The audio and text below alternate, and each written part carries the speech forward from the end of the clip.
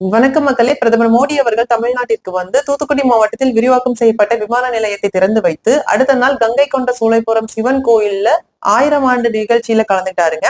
இப்போ முதல்வர் ஸ்டாலின் எதிர்கட்சியா இருக்கும் போது கோ பேக் மோடின்னு சொல்லிப்பாரு, ஆளுங்கட்சியா இருக்கும்போது வெல்கம் மோடின்னு சொல்லி அந்த நிகழ்ச்சியில கலந்துட்டு கட்டி தழுவிக்கிட்டா எங்க 18% வாக்குகளை உடைய கிறிஸ்துவ இஸ்லாமிய வாக்குகள் கிடைக்காம போயிருமோனோ, நேரடியா மோடி அவர்களை எதிர்த்தா இடி ரைட் வந்துருமோனோ, சேஃபர் சைட்ல உடம்பு சரியில்லைன்னு ஹாஸ்பிட்டல் அட்மிட் ஆயிருப்பாரோ அப்படின்னும், இல்ல இது தமிழர் கோயில் தமிழர் பண்பாடுன்னு நம்ம பேச வேண்டியது இருக்கே, நம்ம திராவிடன் பேசக்கூடிய ஆளு என் பரம்பரையே தமிழை பத்தி பேசாது அப்படின்றதுக்காக அவர் வரலையா ஹாஸ்பிட்டல் அட்மிட் ஆயிட்டாரான்னு, இல்ல ஹாஸ்பிட்டல்ல இருந்துகிட்டே மக்களுக்காக நான் பணியாற்றேன் அப்படின்னு தொடர்ந்து விளம்பரப்படுத்திட்டு இருக்காங்க அதற்காகவானும் பல கோணங்கள்ல மக்களால கேள்வி எழுப்பப்படுதுங்க சோசியல் மீடியால.